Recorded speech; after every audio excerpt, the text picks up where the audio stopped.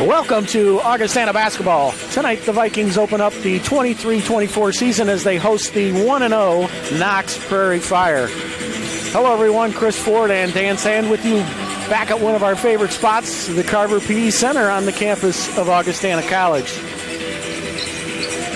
Vikings lose 1,000-point scorer and all-CCIW performer Daniel Carr and veteran point guard Matt Hanaszewski.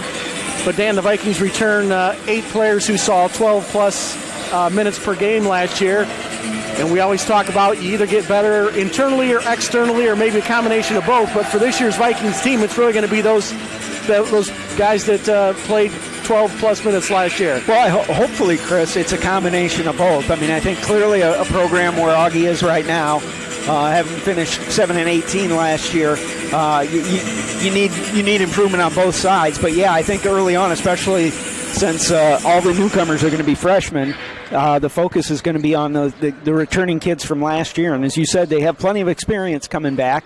I think a note that we talked about a lot last year is consistency. And I think that there's a core of guys that just really need now, with Carr and Hanaszewski gone, to become consistent every night. Or, obviously you're going to have a bad night every now and then, but, and the guys that I look at, that I think they're really going to need that from this year would be Chase Larson, Matt Hawkins, Anthony Cooper, and I would probably throw, because of the Vikings' lack of size, Mikey Hamilton into that as well.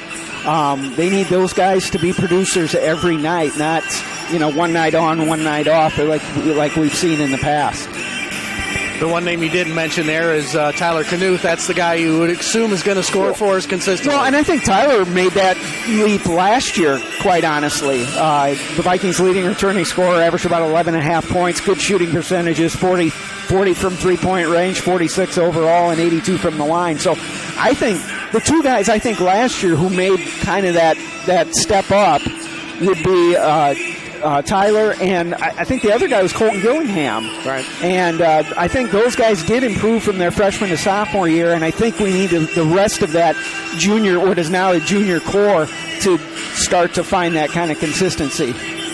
So Coach Jesse was quoted in the newspaper as saying that he wants to utilize shorter rotations but play at a much more frenzied pace. Thoughts on that? Well, we'll wait and see. I think you can scheme to do whatever you want, and sometimes executing it is another matter. But Vikings are certainly going to be undersized, I think, this year, and so I think that would be a wise thing to try and do. Whether they, I think if you want to play at a fast pace, whether they have the athleticism to do it or not, I think is still in question. But like I said, we'll get a early look at that tonight. Well, let's give folks a real quick Dan Sand tutorial on some of the Augie players here. Let me mention some names. You tell me, give us a brief 15, 20-second description. We'll start with Evan Ambrose. Well, Evan is, I would assume, going to be our starting point guard tonight. We don't have starting lineups yet, but he would be the heir apparent to Matt Hanaszewski at point guard. Undersized, plays with a lot of heart, real heady player. And son of a coach, Pat Ambrose, who played here and then had a great career up at Stevenson High School in Chicago. So, yeah, I think that we didn't mention him earlier, but I think Evan's a guy the Vikings obviously are going to be relying on heavily this year. How about Matt Hawkins? Matt Hawkins is in that core of guys that we're looking for consistency from.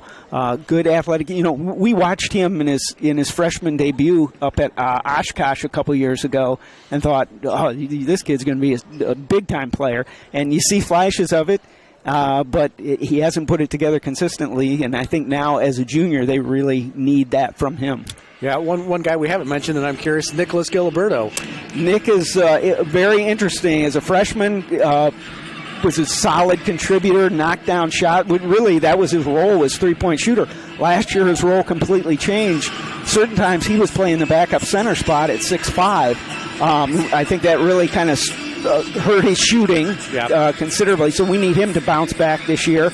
Don't really know what his role is going to be, whether it'll be more like it was last year, or if he can knock down some shots, whether he'll be more like his role was as a freshman. A couple other guys we'll talk about here real quick. Just about 5 minutes before tip here. We've talked about Anthony Cooper before, kind of the Vikings' premier three-point shooter. Yeah, best shooter on the team. A kid who's more athletic than you think looking at him. And another kid, and I would put Chase Larson and Matt Hawkins again in that group of the guys that they really need to show some consistency. They've all shown flashes, but it's another thing to come every night and do it. And I think that's what obviously what the Vikings are looking for this year when we go to your talk of internal improvement. And then the final guy we'll talk about is somebody who's kind of grown on us over the years, just because of his high energy and his willingness to do a lot of the dirty stuff, and that's Colton Gillingham. Yeah, well, I mentioned Colton earlier, and I thought he and Tyler Knuth were the two guys last year who made significant internal improvement. And yeah, Colton's a great high energy guy, very heady player, moves without the ball very well. That's you look at him; he was our leading field goal shooter last year, even though he's not a great shooter.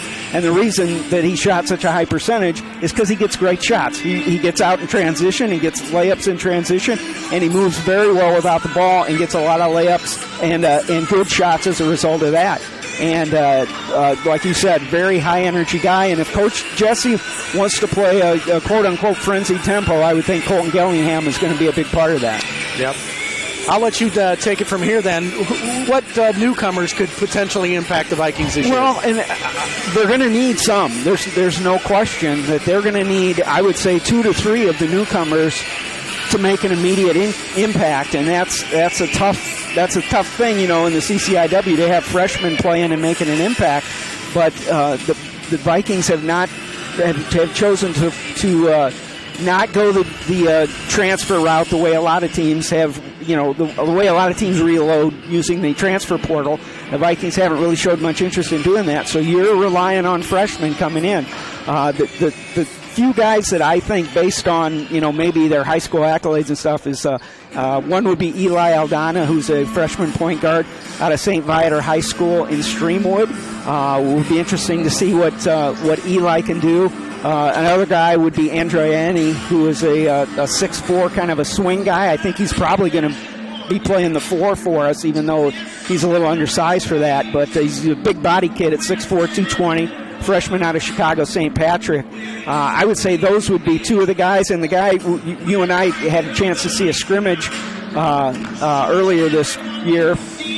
And Zach Anderson, a freshman out of Phoenix, Arizona, Scottsdale, Arizona, was one of the kids that really impressed us. Was willing to step up and take some shots and knock them down.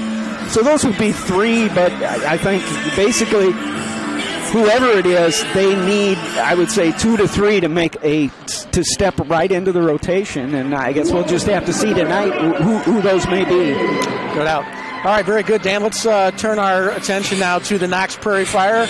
They come out of the Midwest Conference under the direction of fifth-year head coach Ben Davis, who has a record of 23-53.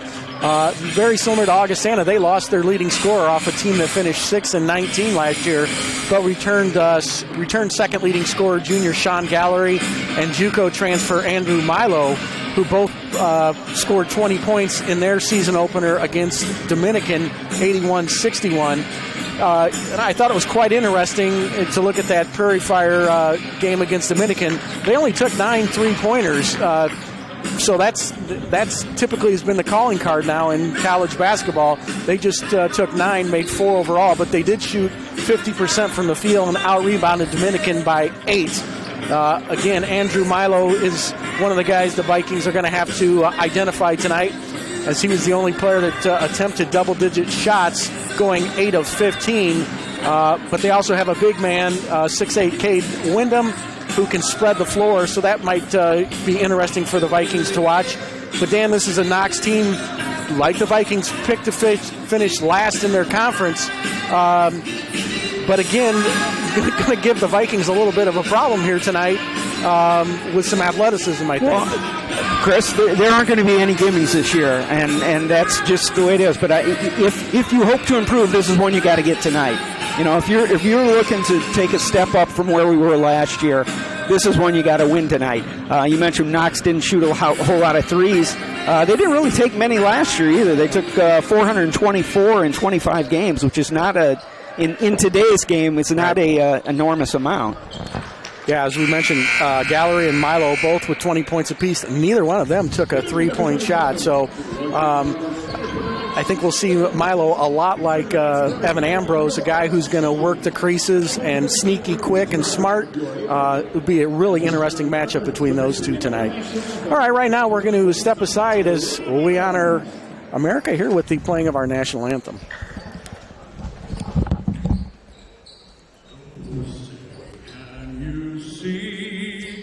By the dawn's early light, what so proudly we hailed at the twilight's last gleaming, whose broad stripes and bright stars through the perilous fight, o'er the ramparts we watched, were so gallantly streaming, and the rockets red glare, the bombs bursting in air, gave proof through the night that our flag was still there.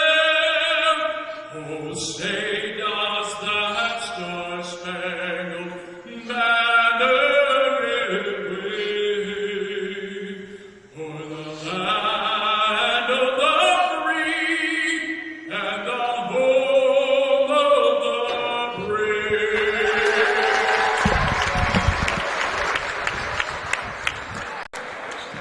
Welcome back into the Carver PE Center. Chris Ford, Dan Sand with you as we get set for the season opener between the Augustana Vikings and the Knox Prairie Fire. As we said, Knox comes in with a win under their belt, a 20-point win against Dominican earlier in the week. And right now, let's meet the starting lineups. And for that, we send it right over to Dan Sand. All right, Chris, for Knox, as you mentioned, they come in 1-0. Their lineup will look like this. They'll have number 2, Andrew Milo at one guard, 5'10", a junior from Murrieta, California, Balboa High School.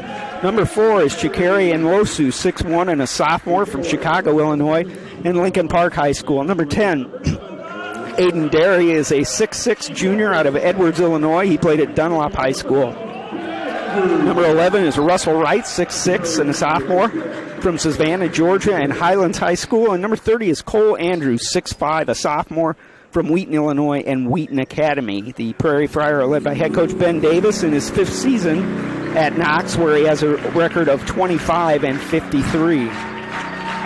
And for the Vikings, Chris, Coach Jesse already throwing a little curveball. As Evan Ambrose is not the starting in the starting lineup tonight, but I'm sure we'll see Evan quite a bit. The Vikings starting lineup will look like this. They'll have number 12, Matt Hawkins, 6'1", 185, and a junior from Glenwood, Illinois, and Mount Carmel High School. Number 20 is Colton Gillingham, 6'1", 185, and a junior from Greeley, Colorado, and Greeley West High School. Number 24, Chase Larson, 6'5", 195, and a junior from Arlington Heights, Illinois, and Prospect High School. Number 30 is Mikey Hamilton, 6'6", 215, and a junior from Elmwood Park, Illinois, and St. Patrick High School. And number 32, Tyler Knuth, 6'4", 200, and a senior from Rockford, Illinois, and Guilford High School. Vikings are led by head coach Tom Jesse in his 3rd season at Augustana, where he has a record of 18-33 overall. Well, both coaches throwing curveballs at us because Sean Gallery, their leading scorer, looks like he is not even dressed for the ball game tonight. If I think I can identify him sitting behind the bench there. So interesting. And and Gallery is also their leading returning scorer. He averaged 13 a game last year for him, so that would be a blow for the Prairie Fire. Interesting, Chris, as Colton Gillingham, not really a true point guard, is apparently going to get the look at point tonight. Vikings with the new unis there, as you can see. The gold trimmed in blue. Knox all in their black, purple, and gold. We are set to go as Mikey Hamilton in the center circle with Aiden Derry.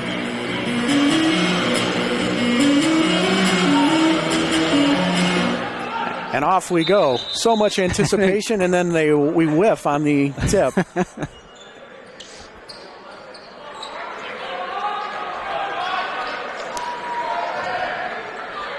Jump ball number 2 of the night. Much better. All right, the Vikings control the tap here.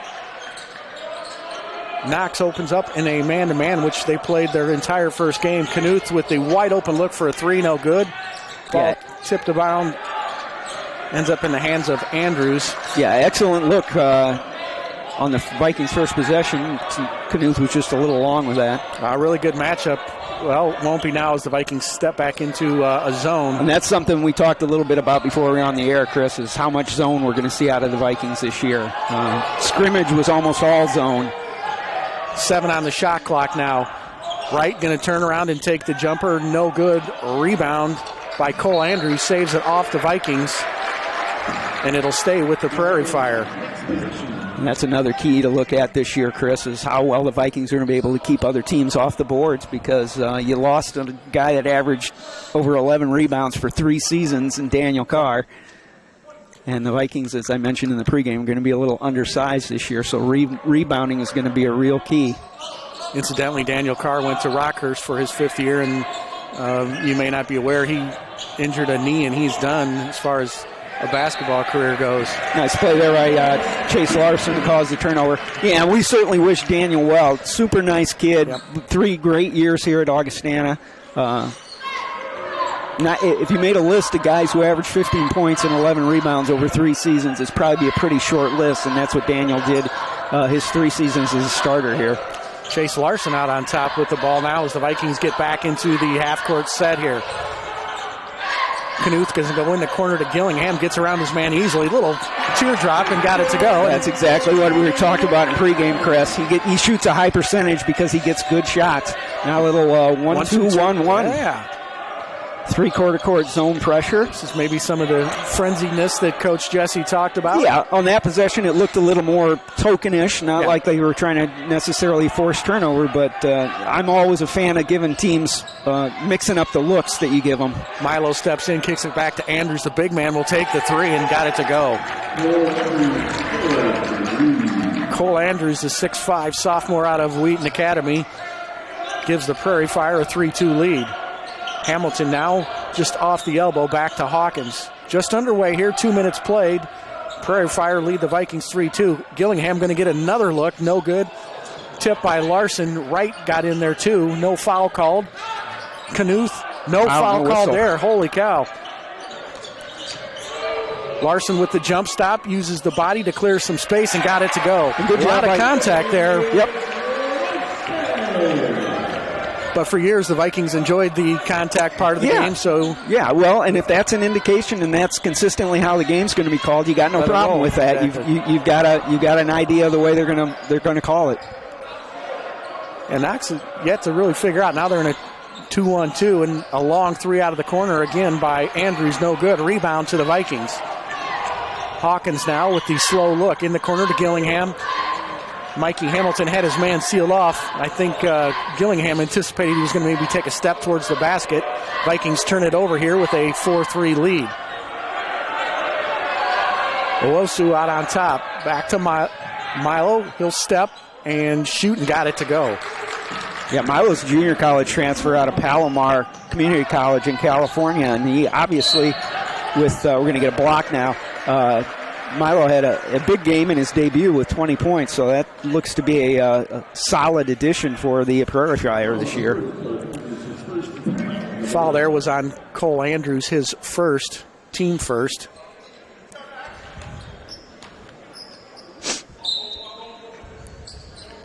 Gillingham with the lob into Larson. Now Mikey Hamilton just above the free throw line. Going to get a wide open look and a nice first 3 of the year for Tyler Knuth. Yeah, Tyler and Anthony Cooper are the 2 guys. Nice alley-oop there at the other end. Andrews to Derry. Knuth and Cooper are the 2 guys that you would look at for. Now we get a whistle. Hawkins goes to the floor.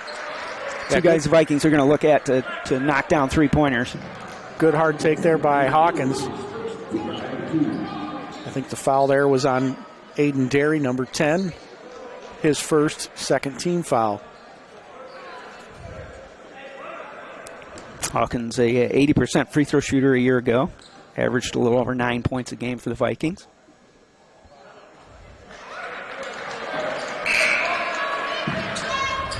And right away, we're going to get a look at freshman Andrew Ayeni. Dan mentioned 6'4" freshman out of St. Patrick High School.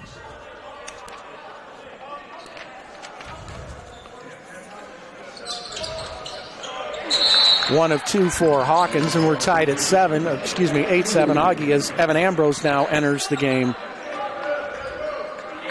So the Vikings go pretty small here. The Vikings are always pretty small, yeah. Chris. Ambrose now out on Milo.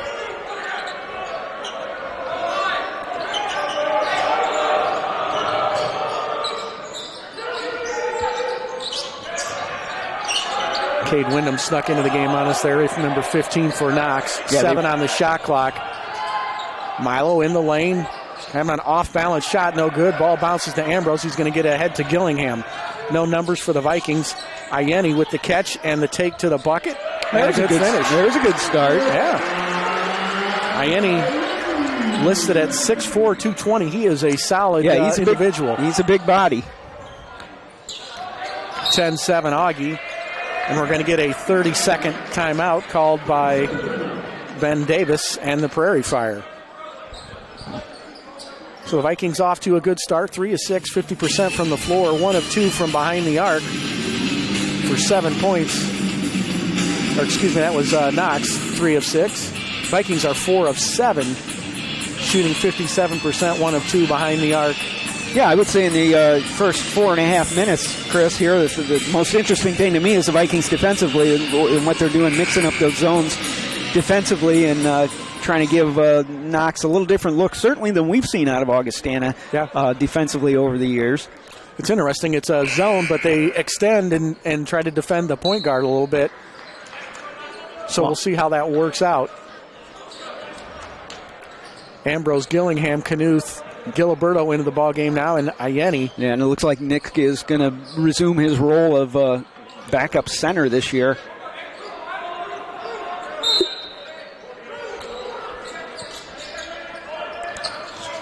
Milo takes the inbounds, and away we go again with 15:30 to play in the first half. Joshua Stewart into the game for Knox also, Chris, number 21. Nice look down there. The Derry shot blocked, though, by Tyler Knuth. Yeah, they ran a little high-low there and executed it pretty well, but Knuth came out of nowhere to erase that shot. Ambrose gets a wide-open look for Gillingham, and he bangs in and the three. If Colton Gillingham can add that to his game, that's a game changer. As I said in the pregame, he's not in the past has not been a great shooter, but if he can knock down threes, that's going to open up a lot for him. 13-7, Augie with the lead, just under 15 to play here in the first half. Tried to look down low again, high-low, but threw it right to Knuth. Turnover there by Joshua Stewart. Ambrose now directs traffic. He wants Ayeni to get down low. Giliberto at the elbow. Back to Ambrose. He'll take the 14-footer, round and out, rebound. Giliberto might have got away with a push. Missed the putback, and Stewart pulls in the loose ball. Ahead now to Wosu. Back to Wyndham. Now Wosu to Milo on top. It'll be interesting to see, Chris, when Nick Giliberto is on the floor. If it looked like a double dribble there. If the Vikings will try and change things up and get him some open threes to stretch the floor from the center spot. Foul going to go on Giliberto there as Stewart will head to the free throw line.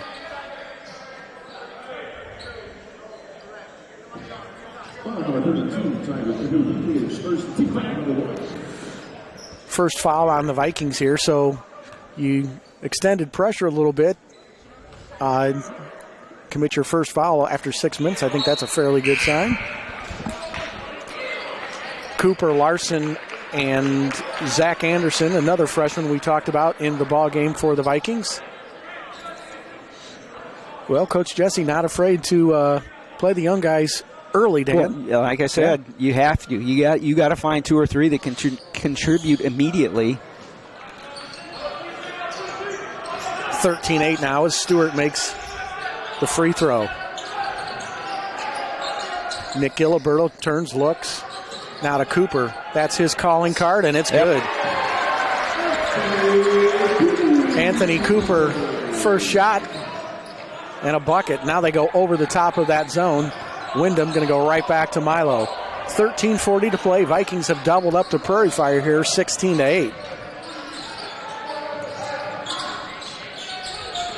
Wyndham, the big man, can't shoot the three. Yeah, Knox with two big guys on the floor. Wyndham at 6'8", and Sean O'Neill at 6'9". We'll see if they can take advantage of that. So far, not so much. There's Wyndham's three is long. Good box out by the Vikings as O'Neill was in there. And they're going to say O'Neill got it last. Yep. It'll go to Augustana. I think that's a good call, Chris. Good defensive series there by the Vikings.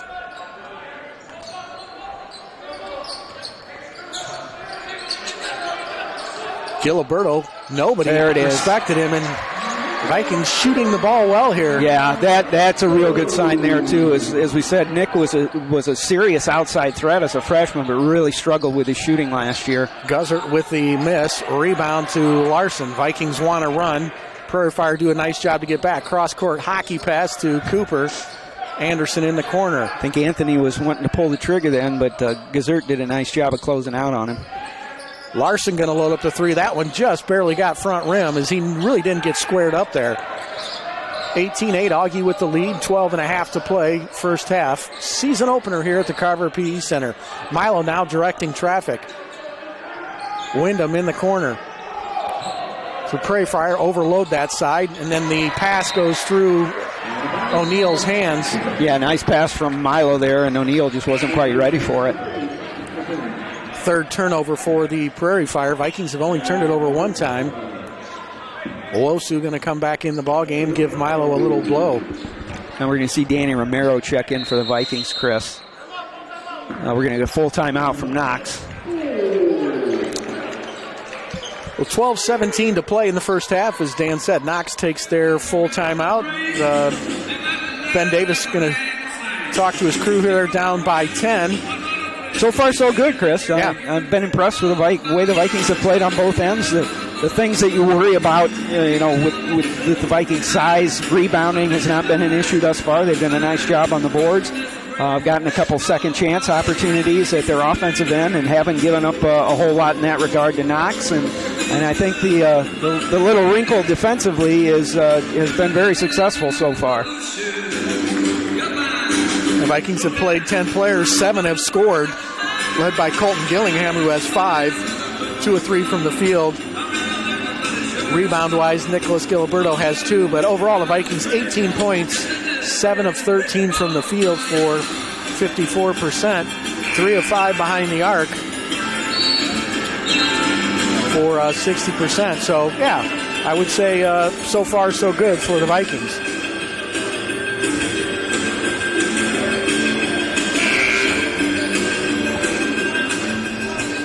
They said before the break, Chris, Danny Romero going to check in at guard now for the Vikings. Now, he's a sophomore that didn't play much last year.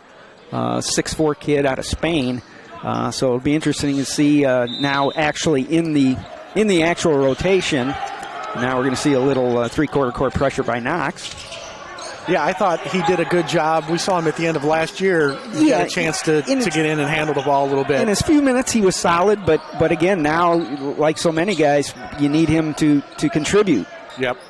Ianni trying to figure out what he wants to do here. Gets to Hawkins. 9 on the shot clock. Hawkins going to fade away. That's kind of his shot right there. Yeah, he's more of a slasher than a shooter, Chris. Yep. 20-8, the Vikings lead. He's at his best off the bounce. Guzzert going to try to get it inside to O'Neill, tipped away by Mikey Hamilton.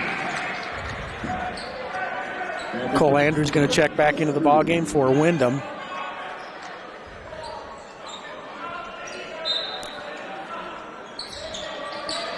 Owosu to put it in. He'll lob it on top. Andrews comes to Guzzert. Owosu now off the dribble, kicks it back out. Andrews going to load the three, no good. And we're going to get a foul, I believe, on Wright. O'Neill, Chris. O'Neill, yeah, correct. Oh, they're going to call it intentional. Wow. As Tyler Knuth went to the floor there, so our flagrant 1 is the designation from the official. So Tyler Knuth's going to get a couple shots, and the Vikings will get the ball back. Wow. I didn't see that one, but when he went down, Knuth kind of had that look on his face like, what just happened? So I'm not sure. I knew it was not normal, but I didn't catch it, so. Probably not the guy you want to go to the free throw line either in that situation. Is Knuth an excellent free throw shooter? 82% a year ago. It's the Vikings returning leading returning scorer from last year, averaged about 11.5 points a game. So 11:25 to go here. Vikings with a 22-8 lead. And Romero with ball handling duties. He gets by Wosu. And now Ianni. Romero to Mikey Hamilton. Hawkins to the rescue for the ball. Top of the key. 15 on the shot clock. Hawkins works triple team now. Kicks out. Romero going to get in the lane. A little scoop shot. No good. And they'll get a late foul call. And I believe Romero will head to the line for two. That was a nice little move by Romero there. Mm-hmm. Yeah, they got a kneel again, so he's picked up two quick ones.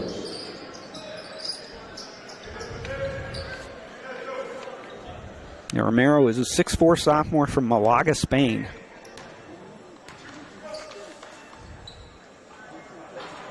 Wow. Yeah, got kind of an ugly one to fall there, so maybe that's a good sign. Not a lot of arc on that one, but yeah. Chase Larson back in for the Vikings as Ianni comes out.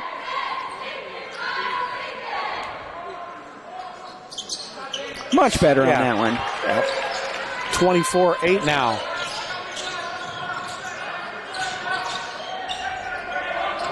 Milo and Stewart play catch in the backcourt. They cross the timeline. Milo now. Oh, they're going to get Hawkins. Yeah, he was trying to get around a screen from Derry there, and I think caught a bit of Milo. First on Matt Hawkins. Second on the Vikings here with 10:47 to go in the opening half.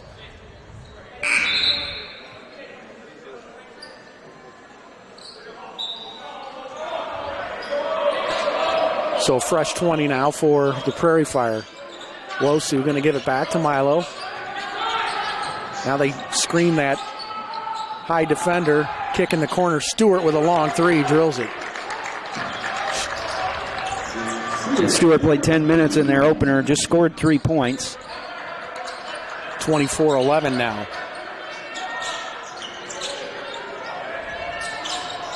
Larson going to go right through a lot of traffic and finishes.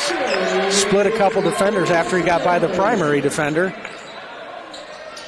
Very balanced scoring in the early going for the Vikings. It's just about everybody has put some points on the board, I think. That's been a formula that's worked for us in the past.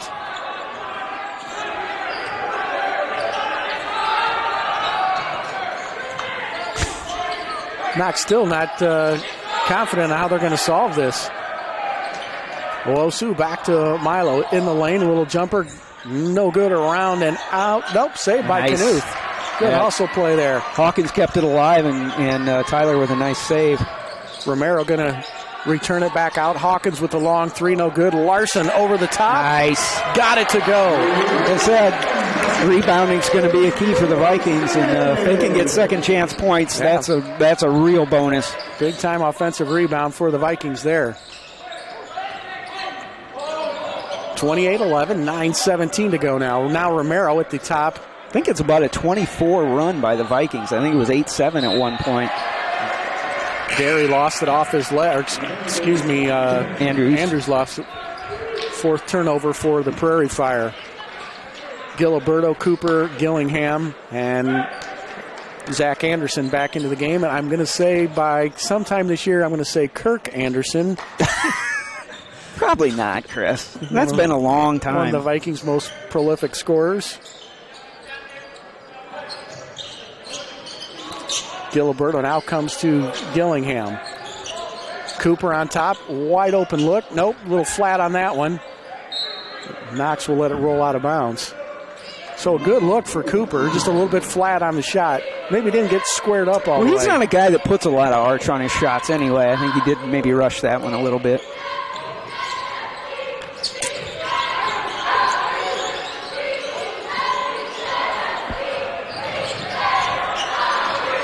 Milo again. Can't find a crack in the Viking defense. Into the corner. Right kicks it back out on top. Got away with a walk. Yeah.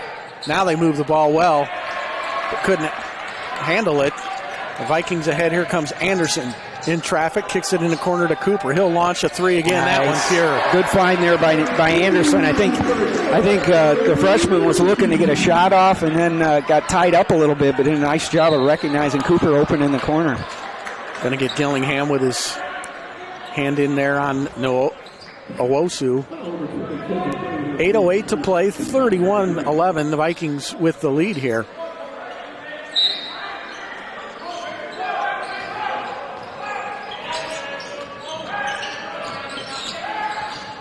Milo goes right around Cooper. Man, that's a teardrop right there. Holy cow. That would be the opposite of Cooper's shot. 31-13. And again, they leave Nick Giliberto at that elbow area. Another good look for Cooper. Couldn't get that one to go. Cooper 2 of 4 behind the arc.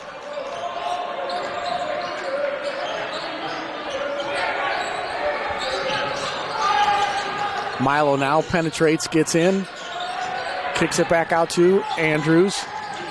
Wosu going to take the jumper, got it to go, top of the key. Chick-fil-A and Wosu. Milo has done a nice job of occasionally penetrating that Viking zone, but they haven't really parlayed it into much points. Larson backdoor cut to Cooper. He hangs in the air, scores, and draws the foul on Milo. Good look there by Chase Larson. Yep, excellent communication between those two. And that's kind of the trademark of that we see out of Colton Gillingham, the moving without the ball. But that time it was Cooper. And you know what? When you knock down a couple threes, you make him respect you, and opens up opportunities like that.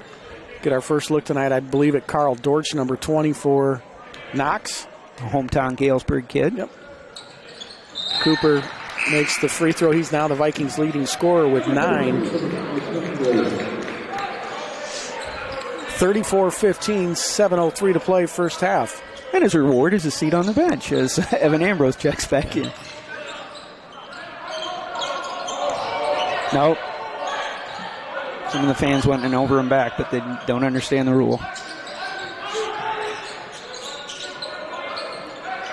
Wosu now giving it up to Wyndham. Back to Wosu. He penetrates, kicks out. Right had it knocked away by the Vikings. Turnover number 6. Ianni with the spin move. Oh, leaves it for Giliberto. Boy, Gillingham can't get the three to go, but he got a good look. Yeah, great look. Yeah, I think Ianni got up in the air and somehow managed to bail himself out with that bounce pass. Help anywhere he could find it. Wyndham got inside. I don't know what that was. It's got to be a jump ball or a travel. Yep. 6 on the shot clock. Milo going to get it to go, and he'll be fouled as he got bodied by Nick Giliberto there. Yeah, although they're going to probably give up a three-point play, Chris. That was a pretty good, I think, defensive possession for the Vikings. I think they created quite a bit of confusion, and I think Dortch got away with either a travel or what should have been a held ball.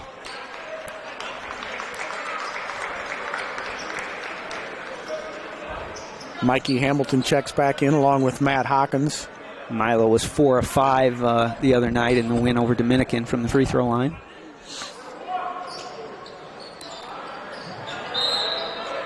Yeah, it's got to stay with, Knox ball.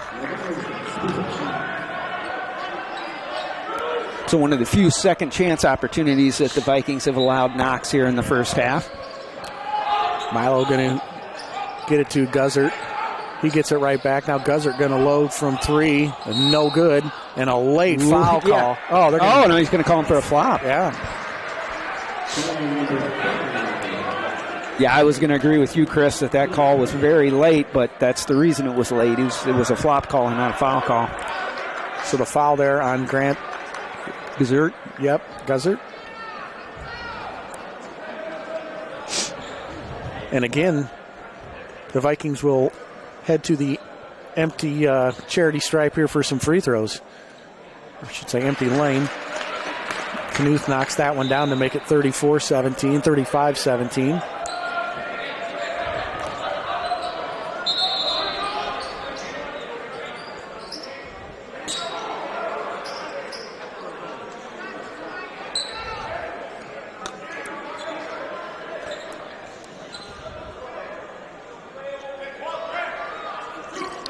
Sort of timing issue at the scorer's table. No, they actually moved the fouls back to 6, or from 2 to 5. I got you. So apparently it's not a foul, it's a violation. I don't know what that is. Now Wright picks Matt Hawkins' pocket and gets a dunk out of it. There's an athletic move for you, 35-19. As Wright put that one to sleep. Vikings handle the pressure. Knuth now going to go back out on top to Ambrose. Ianni now surveys the situation. And we're going to get a foul on Dortch.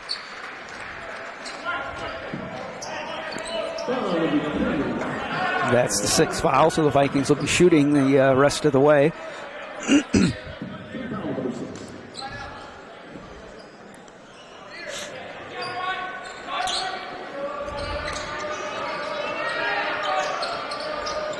Ambrose now behind the arc, finds Knuth. Little ball fake, he'll take this 16-footer, and it's good. Knuth now with 8 on the night. Evan Ambrose pokes away the inbounds pass at the other end, but it'll stay with Knox.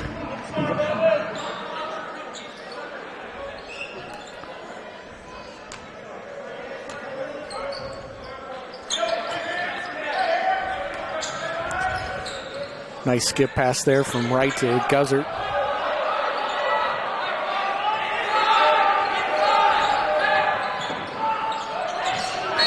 And the pass thrown away. Guzzert wanted a foul on Coach Jesse there. He's arguing that Coach Jesse got in his way.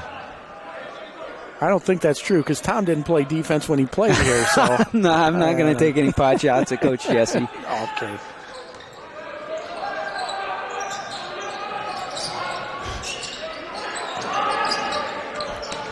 Ianni now in the lane. Good ball fake. Excellent backdoor pass. Knuth tried to stuff at home, and he got fouled.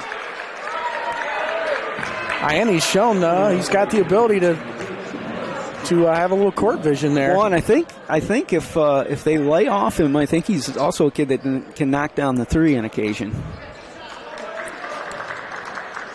Shout out to Matt Nickel, who said hello. Matt worked the Augustana football games this year, and the Vikings finished 8-2, correct? 8-2. Hopefully not finished. Hopefully an Isthmus Bowl bid, yeah. And that would be quite a step forward for a program that struggled for a while, 15 years or so. The Vikings caught the wrath of North Central today, but who hasn't?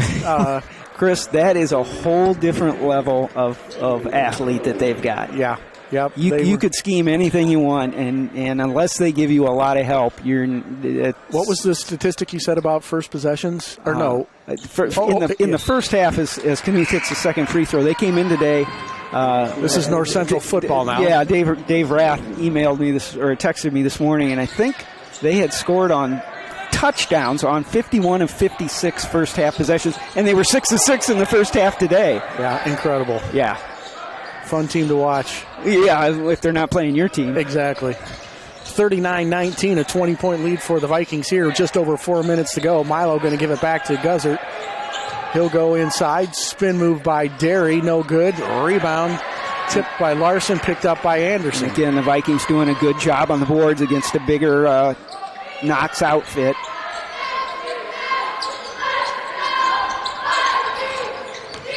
Larson now with the jump stop. Should have been called for a travel as he jump stopped and then pivoted. Oh, they don't call that anymore, though, Chris. I agree with you. Yeah, I believe that is a point of emphasis this year as Larson knocks down the 3. Augie now 4 of 10 from behind the arc. Checked at 5 of 11. 42-19, Augie with the lead. Skip pass to Guzzert. Ball fake gets by Anderson. Fades away, no good. A rebound right, and he'll be fouled by Mikey Hamilton. Yeah, Chase Larson had position on right, but unfortunately that rebound just came out a little farther, and the Vikings picked up the foul. Well, Chris, I will say this. You mentioned in the pregame that Coach Jesse said he wants to play at a more frenzied or frenetic pace, and I think mission accomplished, at least through almost the first half. No disrespect to Knox here, but I'm afraid, though, the zone they play, if you overload that or work the high-low, a good team can eat your lunch there. We know it's about adjustments. Yep, and so we'll see how that works. Yeah, you got to take them one at a time. But what we've seen tonight, I would say mission accomplished, at least through 17 minutes. Romero back into the ball game for the Vikings along with Hawkins.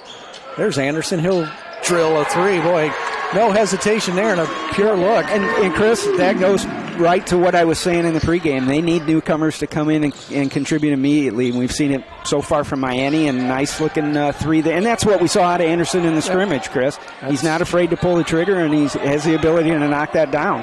First collegiate basket for Zach Anderson. Milo into the corner.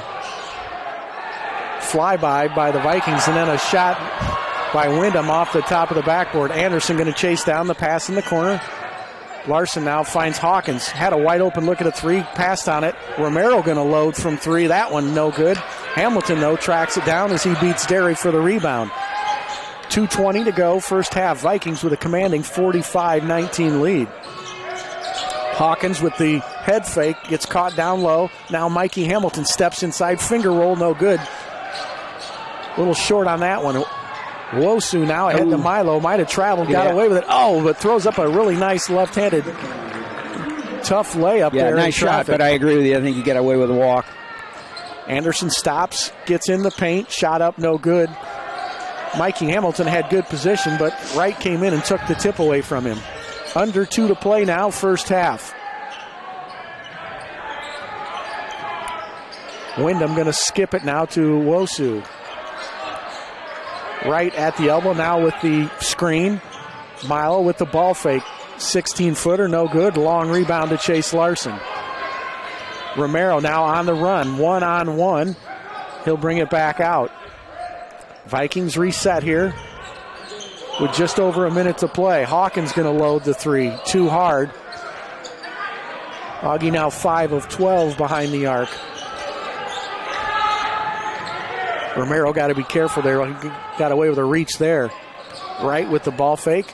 Wanted to go right again to the hoop. No good. A rebound. Derry. Now Wyndham gets in. All 3 Knox big men. Nice job on the offensive board there, and they'll be rewarded with a couple free throws.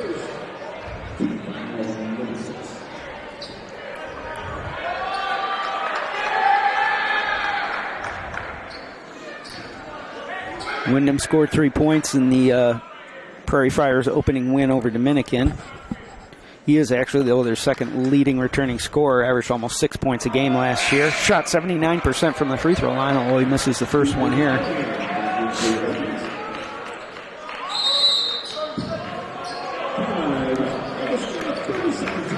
Quick 30-second timeout here by Coach Jesse. I think a good timeout, Chris. The Vikings on about the last 3 possessions have looked a little bit more ragged, so maybe just kind of tighten things up a little bit.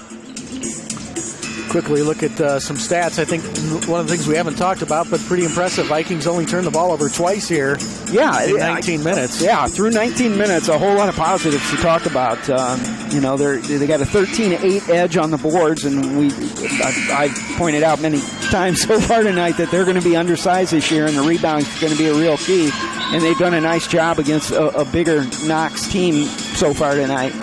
9 of 10 from the free throw line for the Vikings, 14 of 24 for 58% from the field. and a +5 on the boards. Yeah, and Chris, you mentioned earlier that the Vikings are going to eventually face tougher competition than Knox, and that's no doubt. But I think where we're at, you got to look at the game you're playing, and so far it's tough to find anything too much to criticize tonight. Yeah, we'll talk about the schedule in the second half. Interesting schedule for the Vikings this year. We'll get to that. Under a minute to play now as Gillingham brings it up the floor off the missed free throw.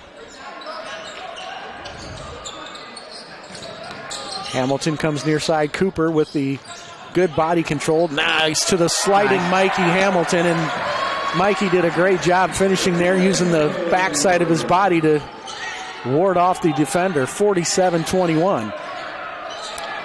Stewart now to Milo.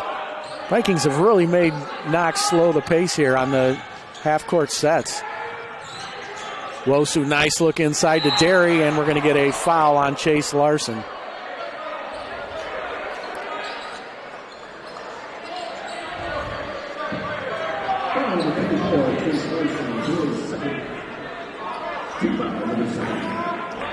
First foul on Larson. Vikings, no one in foul trouble for either team, really. Two Prairie Fire have 2 fouls, but no one for the Vikings with more than 1. Knox haven't done themselves a whole lot of favors at the free throw line tonight. No, they were 21 of 29 in game number 1 for 72%. 10 of those, though, were Gallery, who's not playing tonight. Right. Derry was just a 48% free throw shooter a year ago. Second one also no good.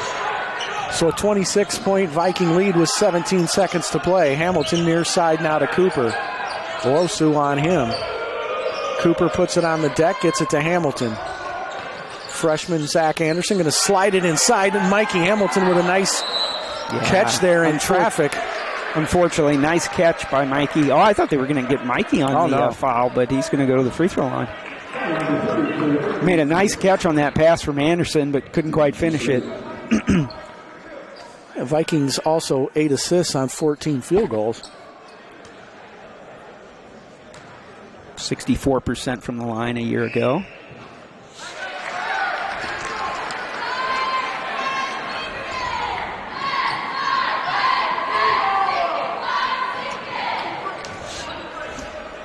Mikey averaged 2.7 points and 2.7 rebounds a game a year ago as Daniel Carr's back up.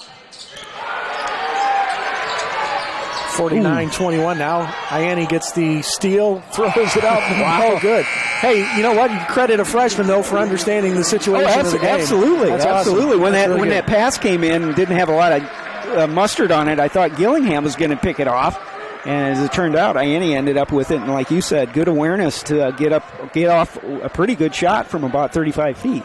All right, one half of the game in the books here, and Vikings just shy of 50 points. And we talk about statistically how everything went, and it looked really well. We're going to take a deeper dive into those stats after a break. Give us about a 10-minute break here, and we'll be back with stats. But at halftime, the Vikings lead the Knox Prairie Fire 49-21.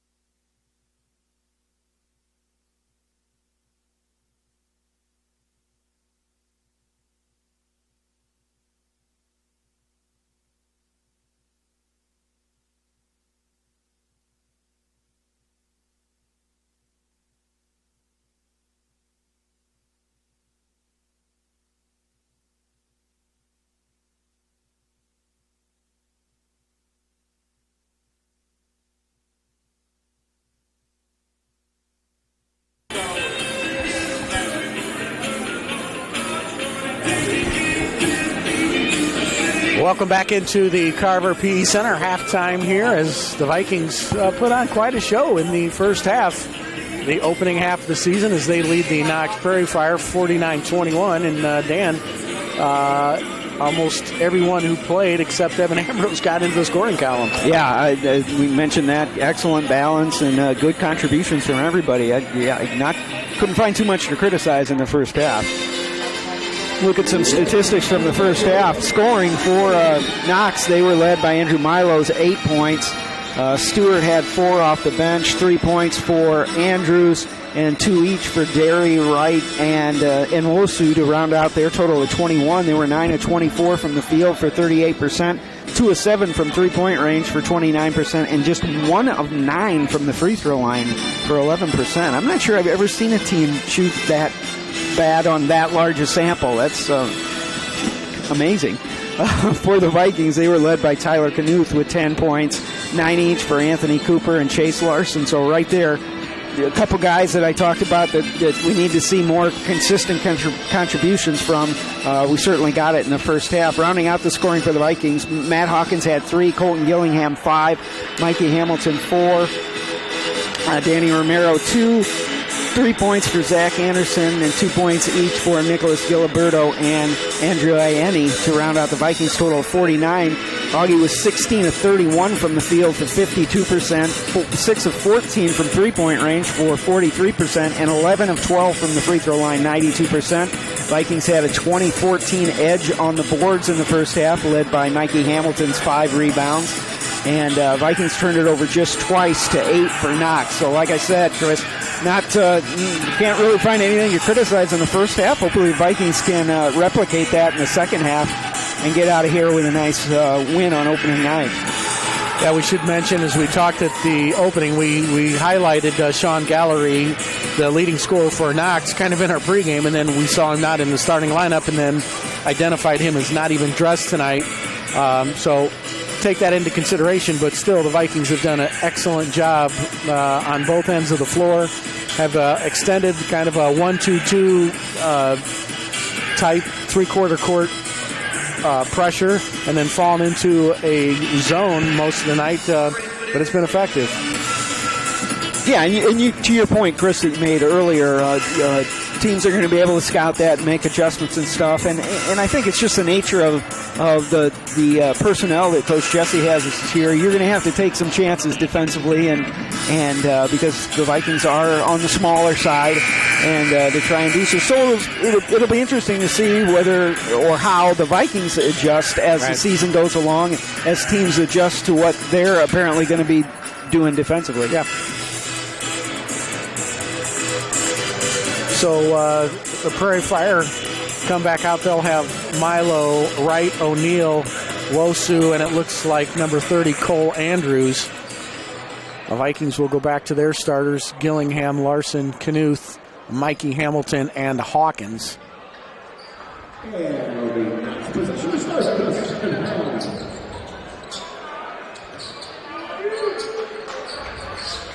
Dan, I want to give a shout out to my 5-month-old first grandchild who listening to the game tonight in his dad's arms, I think. I hope so. Well, I hope he's not traumatized by hearing Grandpa. Come on. Yeah, easy. Fletcher will be an Augie grad someday, I hope. 49-21 now. As we get underway, Milo going to work on Gillingham.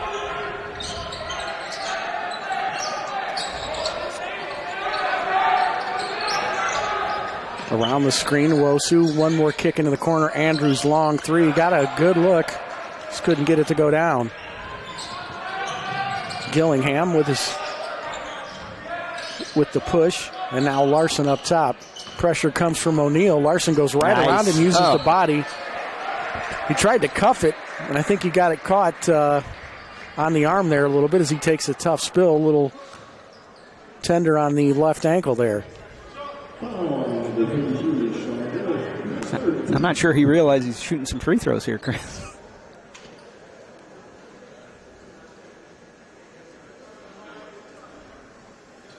Larson had 9 in the first half.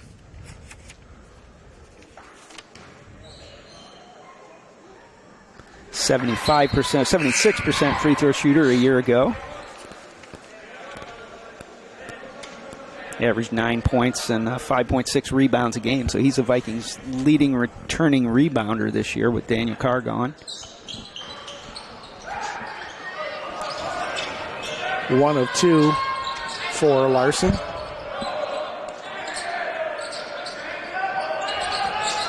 O'Neal with a good screen for Milo in the lane. Lost the handle, regains it, gives it to Wright. He'll step through, shot off the backboard, no good. O'Neal there, Wright back there. Neither can get it to go. Height advantage there, and Vikings get away without a score there. In the high post now is Hamilton. Fakes the pass, gives it back. Larson going to get a wide open look at a three. That was a football play. I was looking for Gillingham coming off the first handoff. I think Mikey passed up a scoring opportunity himself there to get a good open look for Chase Larson. Larson now with game-high 13. And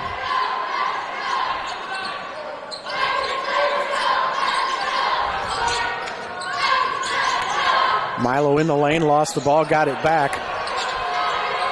Kicks it to Andrews. 8 on the shot clock. He'll work baseline now. 3 on the shot clock. Throws up a runner and got it. He's made some acrobatic shots. He's tough. 53-23.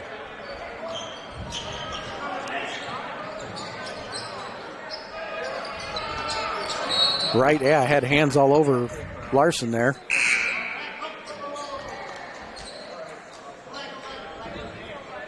Well, both Mikey Hamilton and Chase Larson heading to the end of the bench to be treated for that's not good. For some gimpy legs, so that's not a good start to the second half in the first 2 minutes, but hopefully nothing too serious. But Larson came up lame after that, after getting fouled on that layup, and I noticed Mikey was having a little trouble getting up the court after Knox's last possession.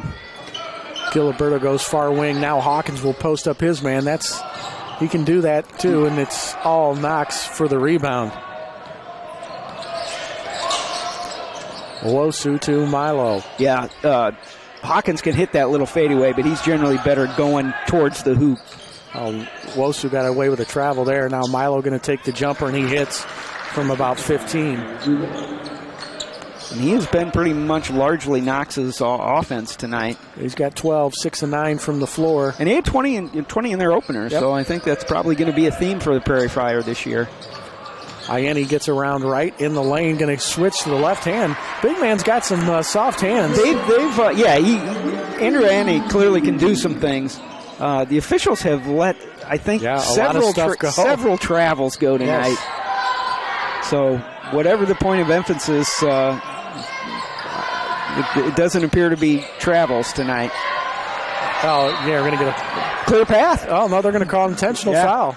It's no clear path in college. No, I know. I was being sarcastic, Chris, because you mock my disdain for the NBA. Well, you at one time enjoyed the NBA? At one time, I did. Yes. I no longer do. So Gillingham will head to the free throw line here as they got Milo on the foul.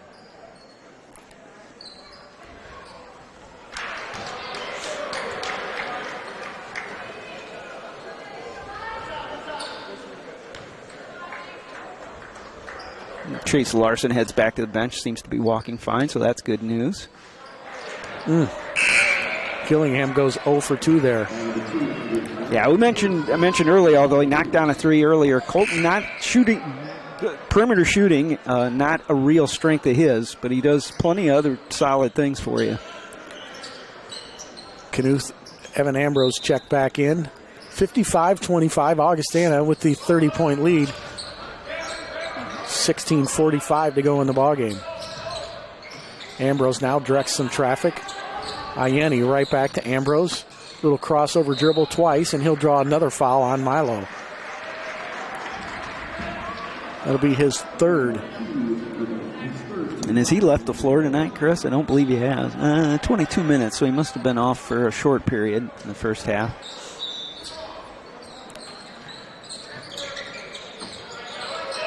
Vikings have been zoned the whole way. Knox been man-to-man. Knuth off that's a good handoff, got it to go. That's a good-looking shot. Tyler with 13 on the night now.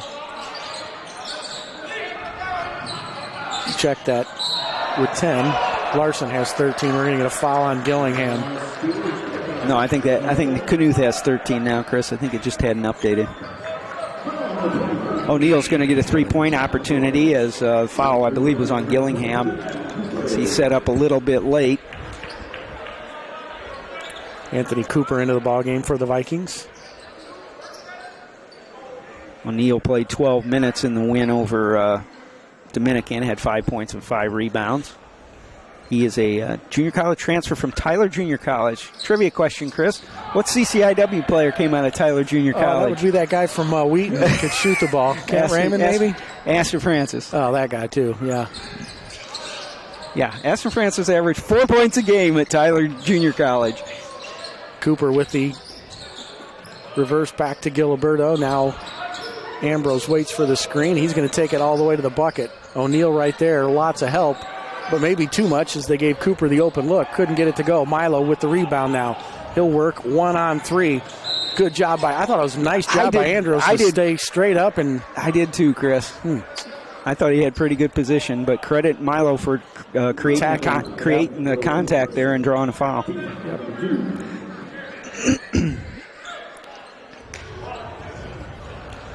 So the second team foul on the Vikings here sends Milo to the line.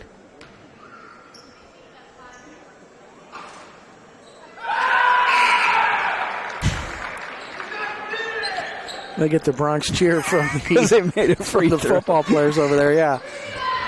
So apparently, they're credit them. They're paying attention to the free throw shooting of Knox tonight.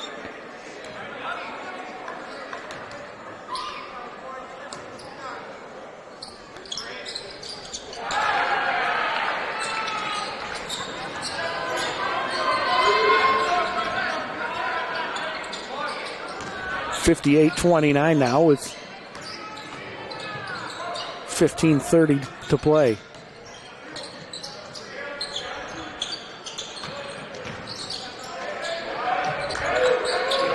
Zach Anderson, the freshman, behind the back. He'll take the 16-footer. Nice. And he's got a shot. And he's smooth. They look pretty relaxed there. Again, that's pretty much what we saw in the inter-squad scrimmage, which is our only look at. Yeah, we also know they scrimmaged Platteville. We're not sure how that went. Platteville, a very good team.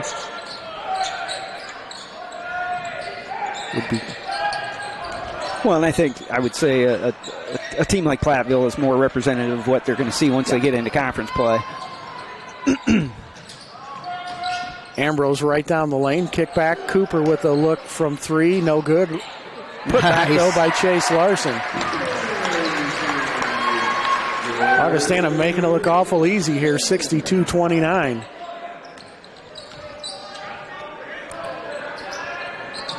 This is a Knox team that put up 81 points in their first game.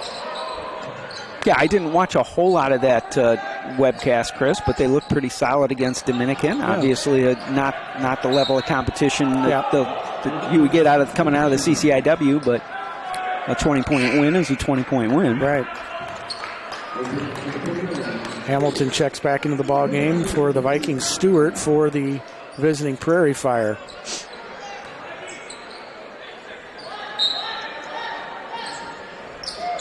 They're inbounding the ball on the opposite side from Coach Jesse this time. So that's right. No defense. No issues with Tom playing defense against him. Work the high-low there, but there he gets it to go there. A little patience. Yeah, just too deep. The jump hook. Too deep a position. Dan's favorite shot. Ambrose with his hair on fire all the way to the bottom. You got to count that when he slaps the backboard and it affects the shot. I think you got to count that one. Cooper with the ball fake, gives it to Hamilton, and he's going to be fouled by Guzzert.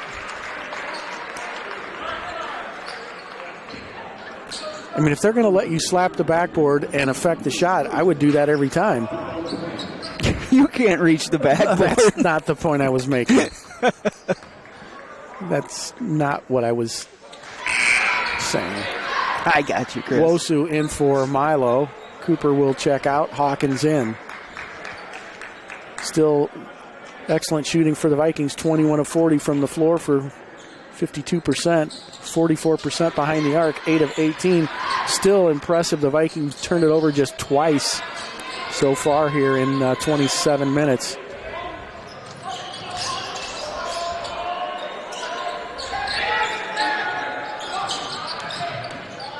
Stewart back to Wosu, and he'll finish. Yeah, Wosu just beat Ambrose in that cut there, and just got a half step on him.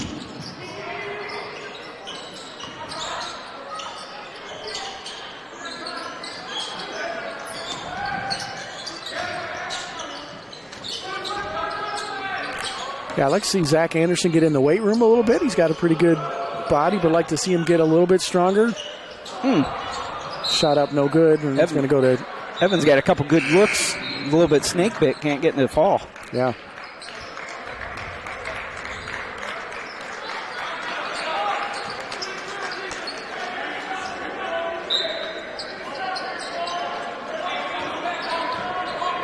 Romero back into the ball game.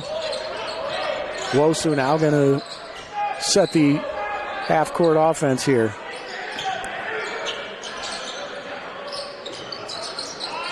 Wyndham inside to Stewart. Wosu with the long three, got it to go. 64-36 now with 12 and a half to play. I think they're a little more patient now in the second half. I was going to say, Chris, starting to dissect the Viking defense a little bit. Yep. I think Coach Jesse may feel that too. Maybe we'll see some adjustment here. All right, we're going to take our first break. 12:24 to go in the ball game. It's been all Augustana, 64-36. We'll be back with more Augustana basketball right after this.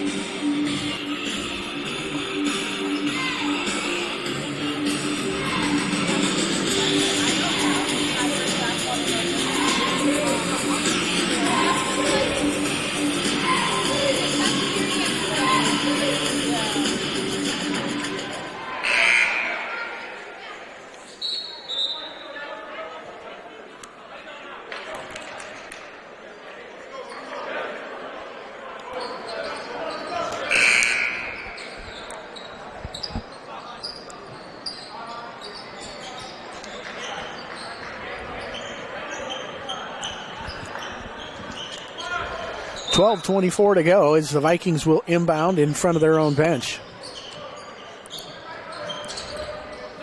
Ianni up high, worked hard by Stewart.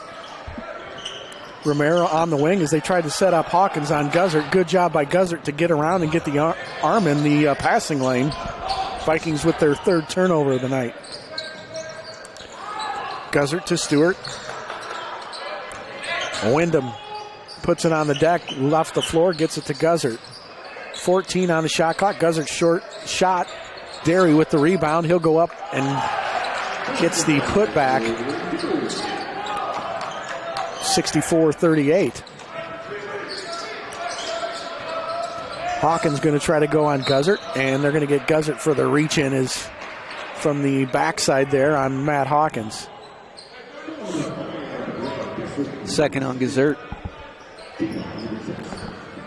16 foul on the Prairie Fire, so the Vikings will be shooting for the final 11 and a half minutes.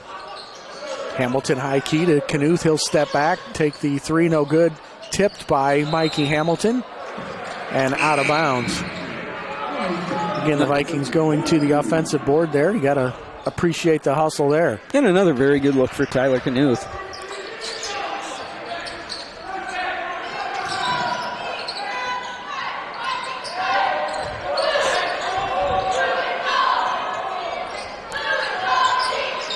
Andrews now.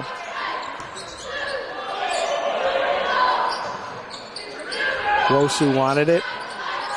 That's the spot that's going to hurt the Vikings down the road. Well, it's interesting, Chris. Knox, I think, with Milo out of the game, Knuth missed a good look there. With Milo out of the game, I think they moved the ball a little bit better. Yeah, I would agree with that. I think they've had some success against the Vikings because they moved the ball a little bit better, whereas when Milo's on the floor, he has the ball in his hands a lot more, and he's done a nice job of creating some things, but I think maybe the Prairie Fire have benefited from a little bit better ball movement with him on the bench. Gazert going to shoot a couple free throws now. Knocks the first one down. He had 14 points in their win over Dominican. 4-4 from the free throw line. He is a transfer from Division II Rogers State in Oklahoma.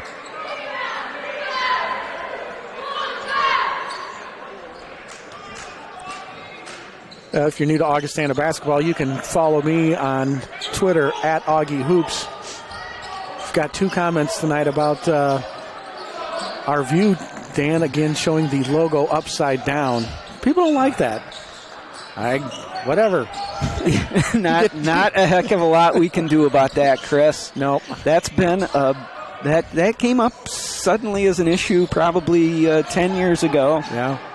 I think Coach G was not a fan of it. Guzzard goes right through the traffic. He was spurred by some other folks on campus here about that, yeah. And my life's pretty easy, Chris, but even I got bigger things to worry about than that. Totally agree. All right, Knox timeout here with 10:23 to go. It'll be a full one. Oh, check that. It'll be a 30-second one. Let's talk real quick. We mentioned the schedule, Dan. This is one of the craziest schedules I've ever seen. So the Vikings open up at home. The next 7 of 8 will be on the road. The Vikings will be back here at the Carver PE Center. Let's see. That's November 26th. Yep, November 26th when they take on Stevens Point. A Sunday afternoon game. Yeah, 3 Sunday afternoon games this year. And then they'll be back on the road for 3 through December 6th. But then they play 7 straight home games. So the month of December the 9th through January 13th, Vikings with 7 straight home games. Yeah, and then 5 straight on the road.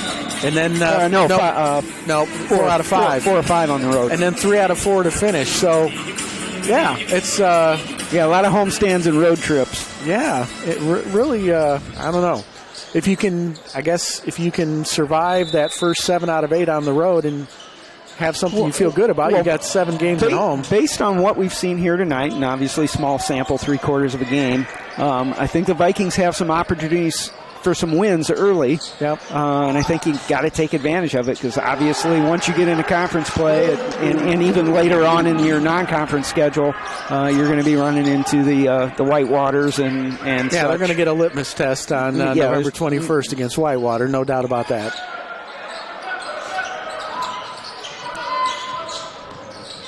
Backdoor cut by Hawkins. Instead, Giliberto takes the shot. No good. Rebound, Wosu.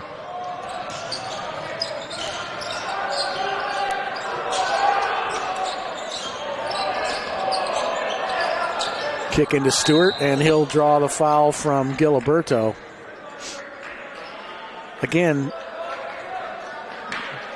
I'll say it for a second time. That concerns me because that is exactly where we want to break that zone, and you get that in there. And against a good team, even with some height, if that guy can turn and pass out of that area, or you find a team where a guy can turn face up and take that shot, that's something the Vikings are going to have to pay attention to. Yeah, adjust to. And we haven't really seen much adjustment to that tonight, as in the last 5 minutes or so. Yeah, Knox has gotten some good, has had some good success against it. Milo fades away and got it to go. He's got 16 now. So a lead that was over 30 at one point is now down to 19. Timeout called by Coach Jesse as he wants to regroup the troops here. This will be a full one, so we'll take a break. 9:19 to go here. Knox on a little bit of a run. 64-45 is the score. We'll be back with more Augustana basketball right after this.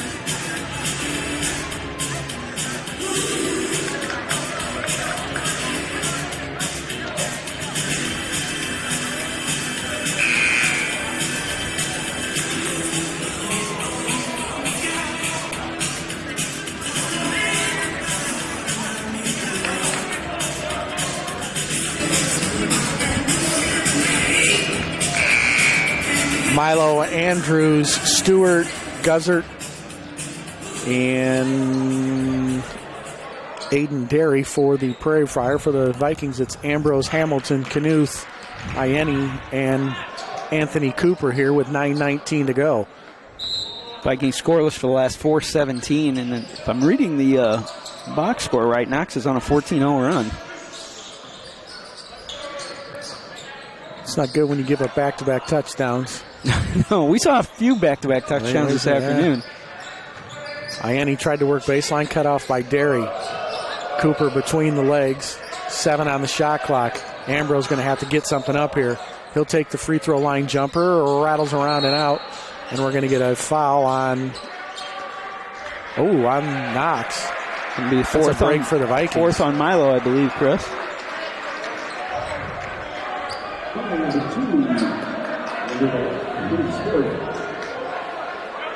Ben Davis asking for an explanation on that one. So is Milo. I didn't see it. And Milo was the one that ended up on the floor, and generally you see a smaller guy and a bigger guy, and the smaller guy ends up on the floor. You would have expected the foul to go on Hamilton, but I didn't see what happened.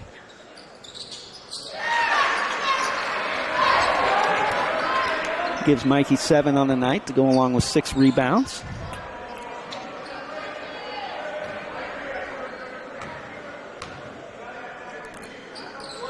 If he and Chase Larson can handle the rebounding side of things, they've got 7 and 6 respectively, 13 of the Vikings' 27. Ambrose pesters Milo. Now Cooper gets his chance. Milo splits the double team, and he'll draw the foul on Ambrose. Be the 15th foul on the Vikings with 8:37 to play.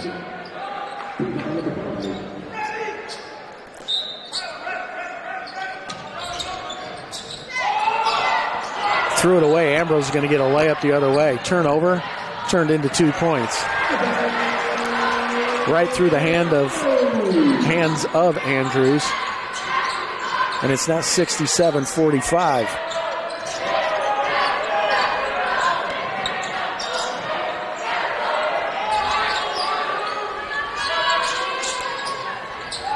Milo going to take the long three, no good.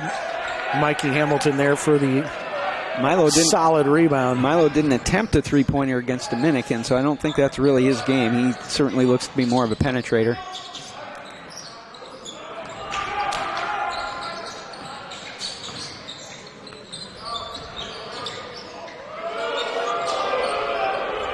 Ambrose now under 10 on the shot clock. Good high ball screen by Hamilton. He'll take the free throw. No good. Hamilton going to get him for a push. Guzzard in the back. So Mikey again doing a nice job on the boards. Danny mentioned it earlier, but you got to like the balanced scoring from the Vikings. Yeah, no question, Chris. And we talked about newcomers contributing, and certainly I would say Anderson and Ieni have looked good tonight. It's going to be a work in progress. I mean, I think you've seen that just here tonight. A very impressive first half and a little less impressive second half. And I think now we're going to have another whistle as Tyler Knuth hits the floor. Vikings are led by Chase Larson with 15 and 7 boards. Knuth has 13. And it's Anthony Cooper, not Knuth. No, it was Knuth. Okay, I thought Anthony Cooper was going to the free throw line there. Cooper has 9.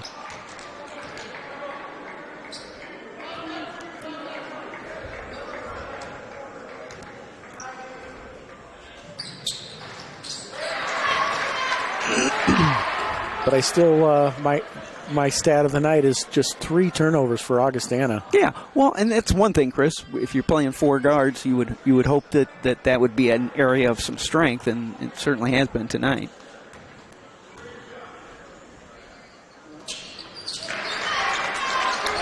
Knuth makes it 69-45 now. He's got 15 to match Mikey Hamilton. 7.5 to play. It's been all Vikings here.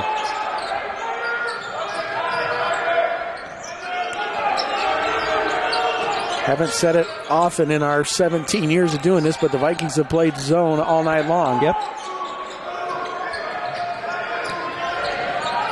Nice look inside to Stewart. Works off a Hamilton. Tough shot. Knocked out of bounds. It'll go to Augustana. Good job there by 5'9" and 150-pound Evan Ambrose battling Andrews on the boards. Andrews goes 6'5", and Knox doesn't list weights, but I would guess he's significantly north of 200 pounds. Yeah. Larson, Gillingham, Anderson, Hawkins back in, and Giliberto back in. So line change. Yep. So yeah, Coach Tom Jesse, true to his form, he's going to play a lot of guys and try to pick up the pace. So far, the formula works. Larson now to Giliberto. Prairie Fire picking up the intensity a little bit on defense. See if the Vikings can take advantage of that with a backdoor. And they do. Larson blocked, gets it right back, did a nice job, yeah. This is one of the things we've talked about before with Augie, Dan. You wonder if maybe Knox tries his own, just a different look for a couple possessions to see how Augie handles that. Yeah, something we talked about last year. Yeah, because outside of that little 5-minute dry spell they have, Vikings have been pretty efficient at the offensive end tonight. Guzzert going to take the long three, no good. Larson with the rebound. 71-45. 6:15 to go now. Giliberto with a nice seal on the bigger-bodied O'Neal. Larson not afraid to put it on the deck between the legs, back to Gillingham. 10 now on the shot clock. Gillingham gets around and Wosu to the bucket right. O'Neal tried to help. Great job of using his body to shield O'Neal on that.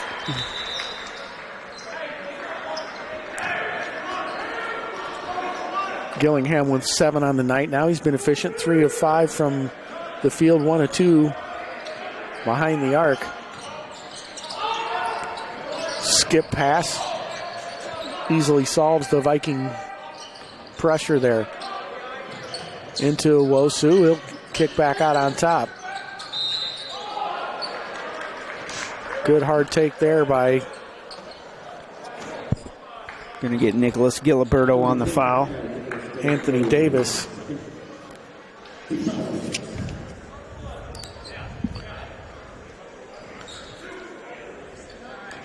Davis, a freshman out of South Holland, Illinois, and De La Salle High School. And he did not play in their opener and win over Dominican, so this is his first collegiate action.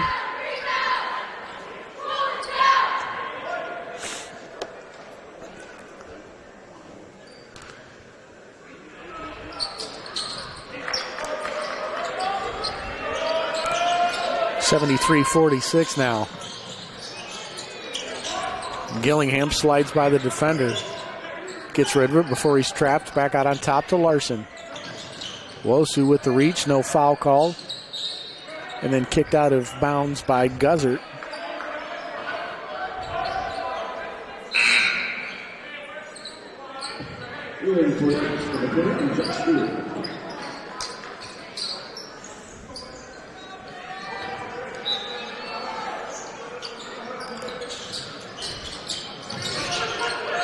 Nicholas Giliberto now going to hand it off to Anderson. Hawkins. Reverse to Giliberto. He'll put it on the deck, gets in the lane, kick out, draws the defender, and allows for the shot by Gillingham. No good. Offensive rebound by Anderson. So the Vikes will reload here as we go under 5. Hawkins lost the handle. Anderson. No good with the 3. Rebound. Stewart stripped from behind by Gillingham. We're going to get a foul called on the Vikings. That will put the Prairie Fire at the free throw line.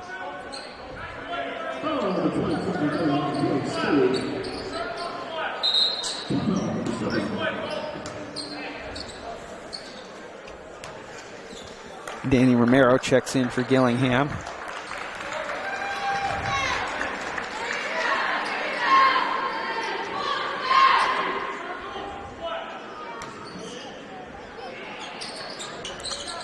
The Vikings only 8 of 22 in the second half from the field, Dan. 36.4, far from their 51.6. But still overall of 24 of 53 for 45%. Andrew Brown will check into the ball game.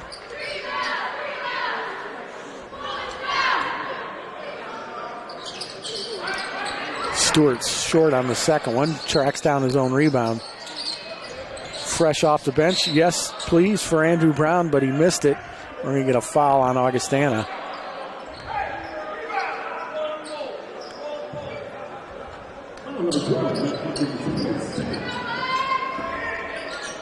I think they got Hawkins there, Chris. Yep.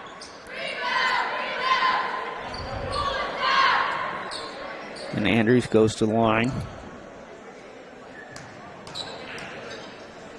First trip to the line this year for Andrews.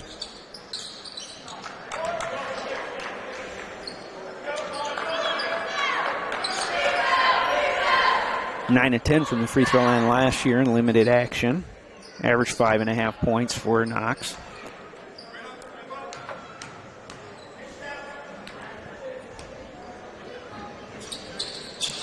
Second one, no good. Rebound, Larson.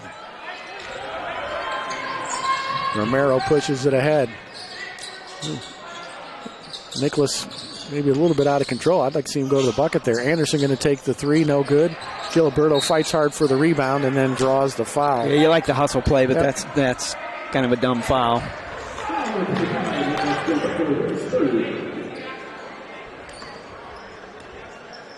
Not much of a chance to strip the ball there, and probably not best to have Knox walk the length of the floor and shoot free throws with the clock stopped. Have you ever shot free throws with the clock running? I don't know. No. Just checking. Lane violation there on the Prairie This one's Fire. gotten a little ugly as we've come down the stretch. I would say the last 6 minutes it has deteriorated. Yeah, a lot of whistles and a lot of bodies on the floor, and Alexander Backus into the game now for Knox as Coach Davis is going a little bit deeper on his bench.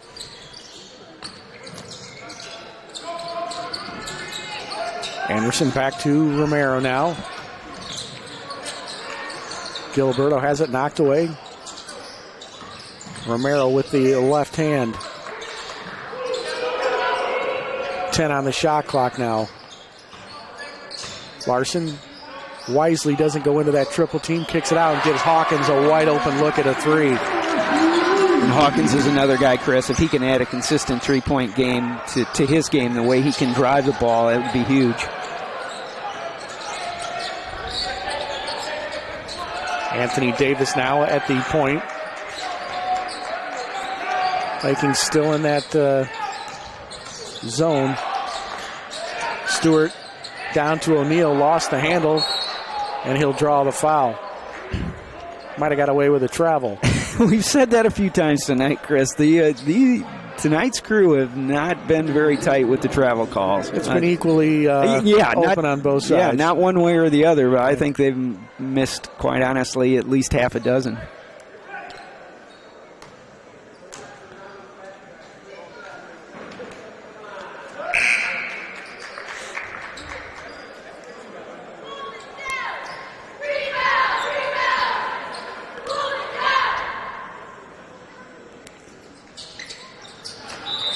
O'Neal with both free throws, so he's got 4 on the night now.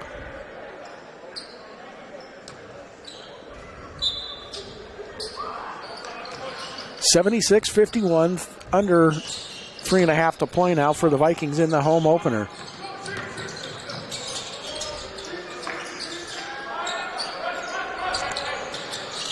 Giliberto now behind the arc with the handoff to Hawkins. Hawkins never got squared up in a late foul call. Probably a good call. A little body there by Backus, I believe.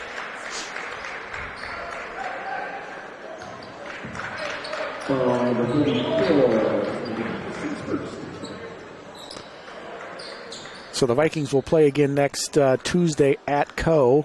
at 7 o'clock. You can jump onto the Co Athletic website, I'm sure, and see that game. And then the Vikings will take a little trip up north where they'll play a Friday, Saturday tilts between Crown and then North Central Minnesota on Saturday at 3, so the Friday-Saturday thing. Also happen to know that former coach Craig Giovanni's son's getting married up in Minneapolis, and how ironic that the Vikings are playing up there. You got to like that. Good scheduling. That's how you schedule. Good organization. Right. Yep. 77-51. 3 minutes to go in this one now.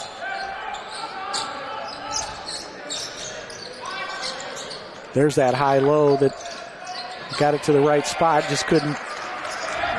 Prairie Fire couldn't keep a handle on it. Wow, great catch by Hawkins. Right, Vikings get very fortunate there. Hawkins with a hard take in traffic and finishes. That's Mac Hawkins' game right there. Yep.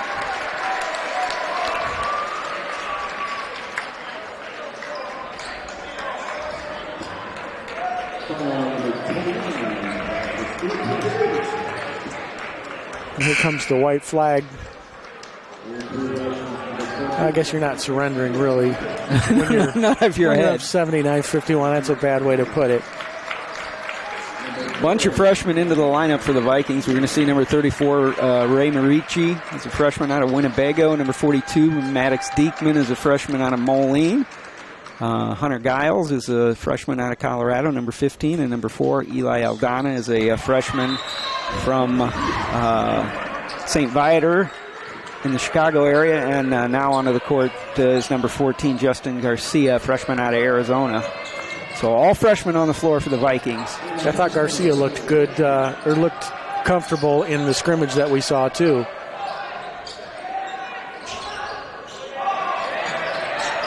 Oh, you got to like the freshman getting on the floor.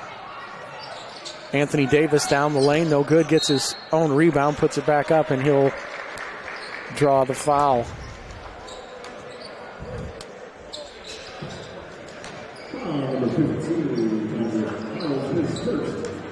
Marici's a freshman. Is that correct? Correct. All freshmen on the floor, Chris. Wow. He looks like he's about 37. He does. He does look a little older than a college freshman, but nowadays, you know, maybe they did something else before they went to college. I don't know. He was a all-state kid at Winnebago. 80-53 here as we'll work now through the last 2 minutes.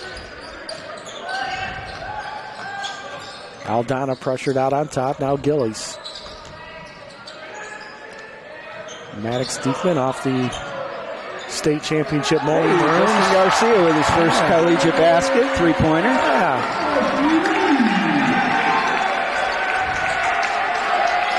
83-53. Garcia out of Gilbert, Arizona, Campo Verde High School. Kicking to the corner to Thompson. Into the middle. Kick back out. Anthony Davis with the three.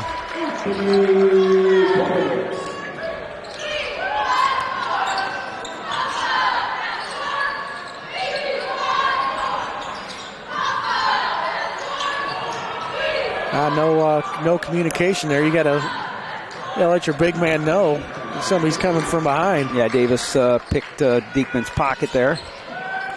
83-56.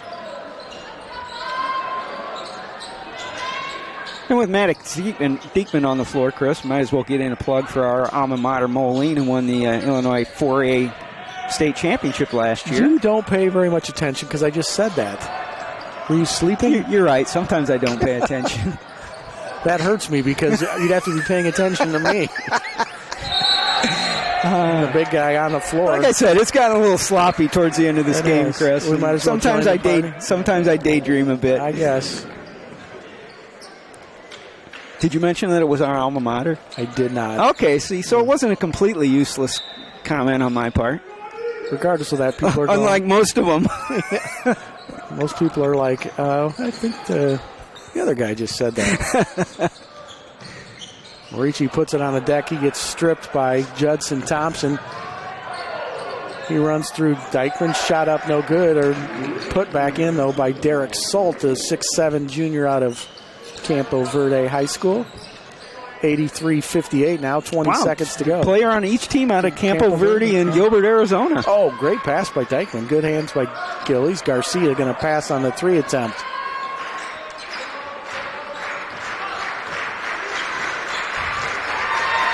All in all, a nice opening effort for a Viking team we weren't exactly sure what to expect from, but credit to Coach Jesse. He said he was going to play a deep roster and try to play a little bit more frenzied pace, and that's exactly what he did, Dan, and at least to your point for tonight, it was a winning formula. Yeah, no question, Chris. Like you said, we didn't really know what to expect tonight. I said early there are going to be no gimmies this year. So, yeah, to come out of this with a 23-point win, that the margin was over 30 at one point, I think you got to be real happy. A great first half. Second half, not quite as crisp, but, a lot of times that happens with a big lead. But, yeah, all in all, I think you got to be real happy with what you see tonight. And you've got, I believe, some winnable games coming up. Cole will probably be a challenge, but I think the 2 games up in Minnesota, you have opponents that I think you can certainly compete with. So I think tonight's performance made me think that hopefully the Vikings can make some hay here early in the season. Yeah, we'll see. Like you said, they head to Co and then 2 in Minnesota, but then a couple WEAC schools, and Whitewater being one of those who's pretty highly rated. So it'll be good to see where we land there. Yeah, but I would say on the whole, very happy with the performance that we saw tonight. Yeah. I'll let you. Whoops. Oh, see, I was complaining about the live stats on the iPad during halftime, and you were criticizing me for it, and just happened to you. There you go. All right, let's look at some numbers. Looking for the Knox Prairie Fire. They were led by Milo with 16 points. He was the only Prairie Fire in double figures. Rounding out their scoring was Derry with 6, Wright with 2, 7 each for Andrews and Nwosu. Anthony Davis, who didn't play in the first half, came off the bench and had 9 second-half points. Stewart finished with 5, 2 for Salt, 4 for Sean O'Neill, and 2 for Gazert to round out their total of 60. Prairie Fire finished the night 21 of 50 from the field for 42%, so they shot 46% in the second half when they attacked the Viking zone a little bit better. Finished 5 of 15 from three-point range for 33%, and after a woeful 1 for 9 performance in the first half from the free throw line, they hit 12 of 15 in the second half to finish 13 of 24 for 54%. For the Vikings, excellent balance. 3 players in double figures led by Chase Larson with 17. Tyler Knuth had 15. Matt Hawkins 10. Larson also with a double-double as he had 10 rebounds as well. Rounding out the Vikings scoring, Colton Gillingham had 7 also for Mikey Hamilton to go along with 7 rebounds. 2 points for Danny Romero, 3 points for Justin Garcia, 9 points for Anthony Cooper, 5 for Zach Anderson, 2 for Nicholas Giliberto, 4 for Andrew Ayeni, and 2 points for Evan Andrews to round out the Vikings total of 83. They finished the night 27 of 57 from the field for 47%. They were 10 of 24 from three-point range for 42%. And 19 of 26 from the free throw line, 73%. Vikings had a 36-33 edge on the glass. And Prairie Fire turned it over 12 times to just 6 turnovers for the Vikings. Yeah, I think, as we said, you got to be happy with what we saw here. Certainly stiffer competition to come down the road, but for a Viking team that we weren't sure what we were going to see, I think, again, I'll go back to the 6 turnovers. I can't remember the last time we played a game. They've had some games where they've kept the turnovers down, so that's good. But And in fairness, if the officials had called all the travels that we saw tonight, it probably would have been 9 turnovers. But still, excellent performance taking care of the ball by the Vikings tonight. All right. Well, again, the Vikings jump on the road now for the next 4. But the next one will be Tuesday at Co. So, again, we'll try to give you the heads up. You can just jump on Co's website, and I'm sure they will broadcast the game as they will at Crown in North Central. And then the Vikings return home here again for the next home game on November 26th. I believe that would be the Sunday after Thanksgiving. So hope you enjoyed the broadcast tonight. Always good when the Vikings get a win. For Dan Sand, this is Chris Ford. We say goodnight from the Carver Center where the Vikings get the 83-60 win.